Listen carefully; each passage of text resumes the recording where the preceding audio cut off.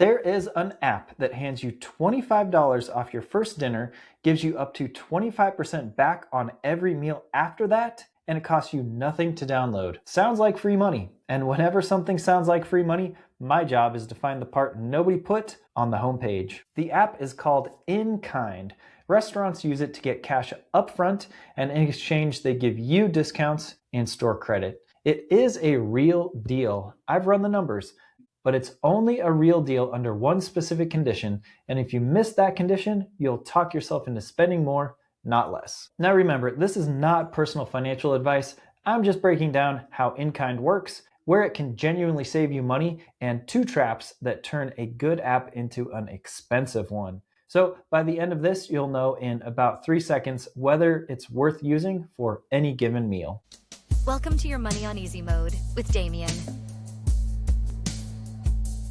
A dining app that gives you up to 25% back sounds too good to be true. It isn't, but the way it makes money tells you exactly how you should use it. Quick context, this is about inKind, a restaurant payment app that's been quietly spreading to thousands of restaurants nationwide. Here's how it works. Restaurants need cash, especially newer ones. Borrowing from a bank is slow and expensive. So inKind gives them money up front, and the restaurant pays it back not in cash, but in food and credits to diners. You become the bank's repayment plan. So that's why the deals are real. The restaurant already got paid, and your discount is just them settling the tab. When you eat at a participating restaurant, you skip handing your card to the server. You open the inKind app, tap pay, punch in your check number, and pay through the app with your own credit card.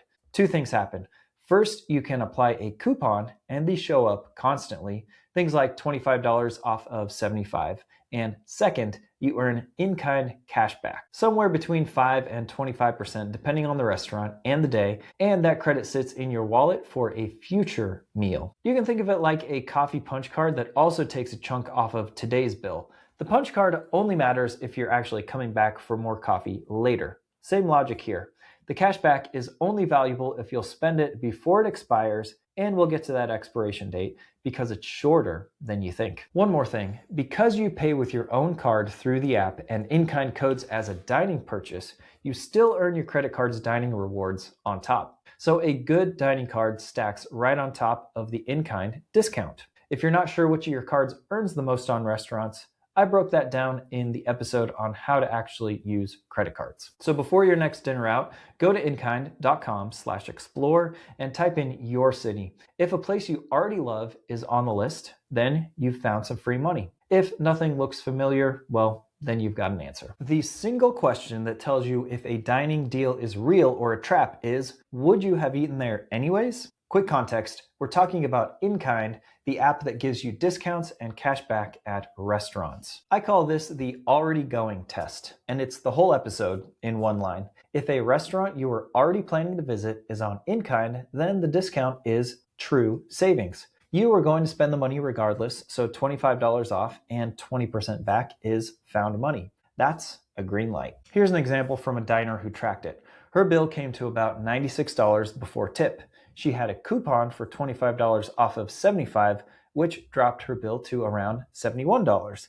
Then she earned 20% cash back on that $71, roughly $14, which is now waiting in her wallet for next time. So a $96 dinner effectively cost about $57, and she used a card that earned points on dining for the part that she did pay.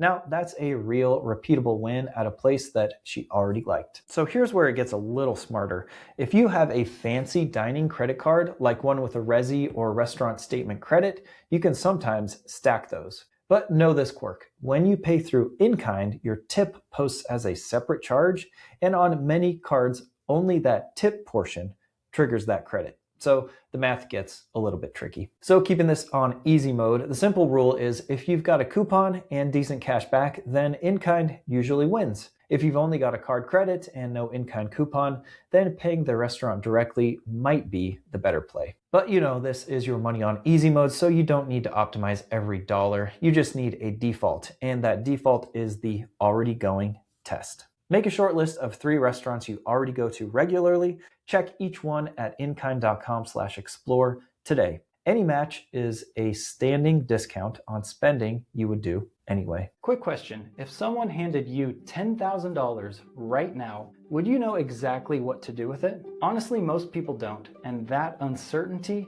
well, that can cost you big time. So that's why I created something free just for you. Yes, Free. And that is my Easy Mode Money Ladder. The Easy Mode Money Ladder is a simple step-by-step guide to help you figure out exactly what to do with your money and when. This is not a boring budget worksheet. This is a no fluff guide that tells you exactly when to build your emergency fund, how much to put in it, the best way to crush your debt, and the steps you need to take, which aren't that complicated, to start growing real long-term wealth. All of this one simple step at a time. No matter where you are in your money journey, this guide is for you. It will help you plan your next money move with confidence. And did I mention that it's free?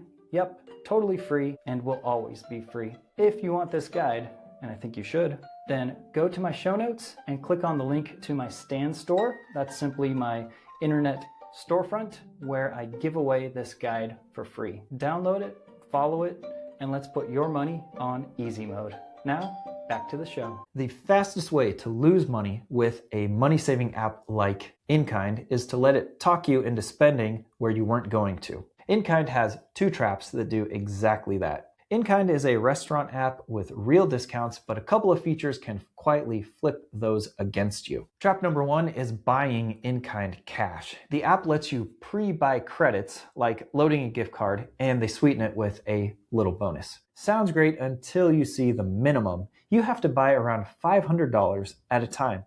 That is a big chunk of money locked into one app, usable only at participating restaurants. And you can't combine purchased credit with the good coupons, so you often give up the better deal to use the credit that you bought. If you want the discount without the lock-in, buy an inKind gift card from a store like Costco instead, where a $100 card often runs about $75 or $80, sometimes even as low as $65 on sale. You'll end up getting the same discount with no $500 commitment, and you buy them one at a time. Trap number 2 is the expiration clock on your cash back. This one bites people.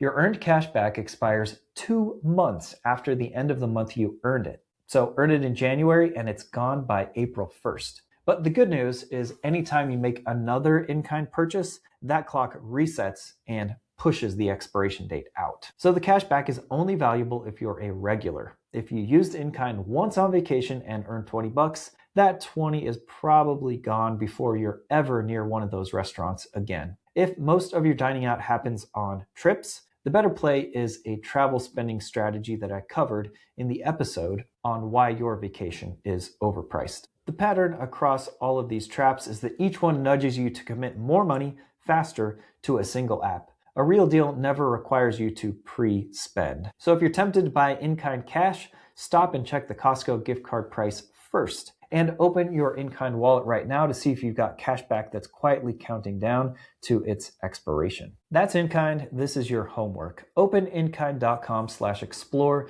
Search your city plus 2 cities that you travel to the most. Write down every restaurant you already eat at that shows up. That list, and only that list, is where inKind will probably save you money. Then take a look at your credit cards and find the one that earns the most on dining and set that as your linked card in the app. 15 minutes and you build a system that only ever saves you money and never tempts you into spending more. If your list comes back empty, well, you've just saved yourself from downloading one more app that you would never use. So, is inKind smart to use? Yes, with a condition. If your favorite restaurants are on it, it's one of the easiest recurring discounts in dining, and it stacks neatly with a good rewards card. But the second that it starts convincing you to pre-buy $500 of credit, chase cash back before it expires, or eat somewhere new just because there's a coupon, it stops saving you money and started spending yours. Run the already going test every single time. Would I have eaten there anyway? If yes, then pay through the app. If no, don't use it. If this video saved you a few bucks or saved you from a bad app subscription, subscribe to me on YouTube and follow on Spotify or Apple Podcasts. Send this to a friend who has every dining and delivery app on their phone and still somehow spends the most on eating out. They need the already going test more than anyone. Thanks for listening to Your Money on Easy Mode. If you enjoyed this episode, then please subscribe and share it with a friend.